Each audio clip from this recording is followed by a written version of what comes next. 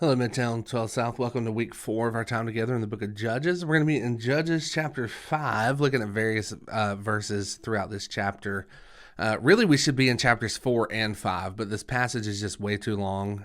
We would spend months and months and months on this, and we could, and it honestly would be awesome too, because there's so much that's happening here as we get to Judges chapter 5. If you recall, there's a cycle that takes place. Israel is disobedient. They fall into judgment. They cry out for a deliverer. God sends a deliverer. They have peace. And when that deliverer dies, that judge dies, they typically fall into disobedience again. That is what's happened here. We talked last week about Ehud. Ehud was a judge. He killed Eglon, the king of Moab. Israel had peace in the land for 80 years. For 80 years, 2 generations. They talked about God's faithfulness. Ehud dies. Another judge is raised up named Shamgar. Great name. Shamgar judges Israel, I think, for... we're actually not told how long he's a judge of Israel. We just know that he did.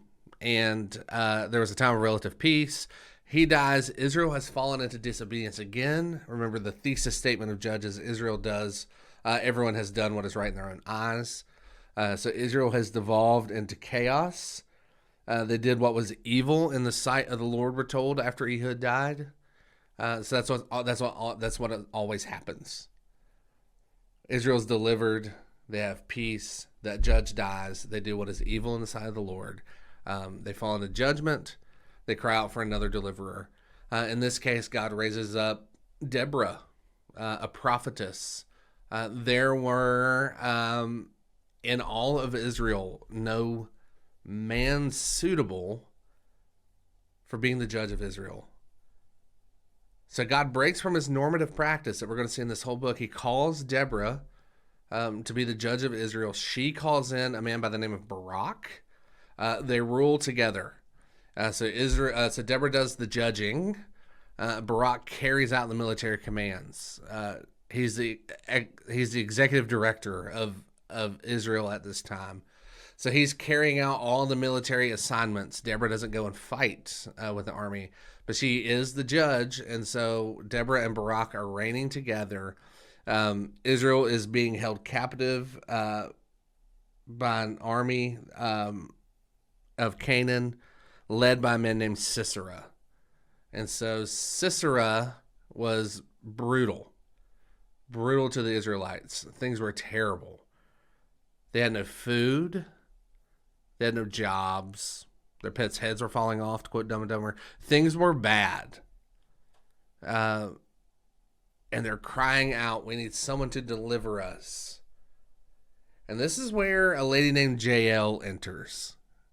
Jael is awesome, y'all. Jael is crazy. And so what Jael does is that she lures Sisera into her tent. She gets him some milk.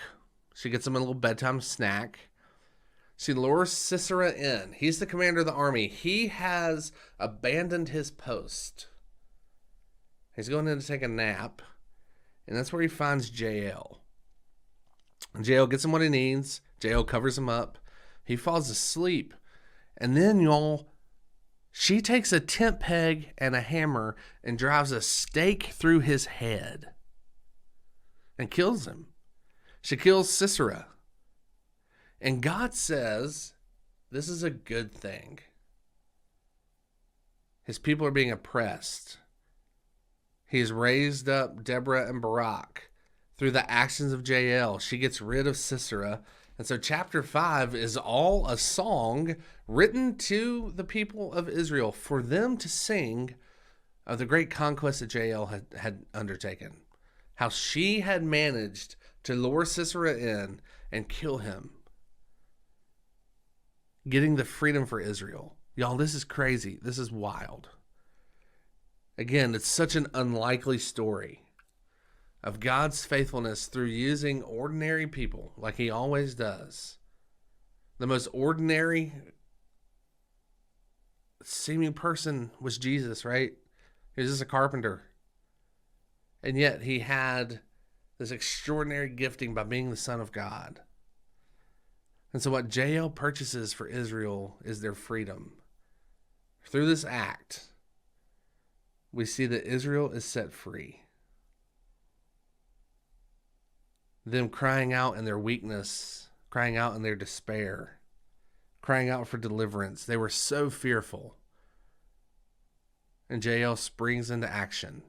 Deborah and Barak spring into action. And Israel has peace again for another 80 or so years. Week 4 is wild, y'all. It's a crazy story. It's gonna breed some crazy discussion, I feel. So I think you're gonna love it. If you have any questions at all, reach out to the discipleship director at your campus. Reach out to your pastors. Reach out to me. Happy to help you. Enjoy week 4 of your time together in the book of Judges.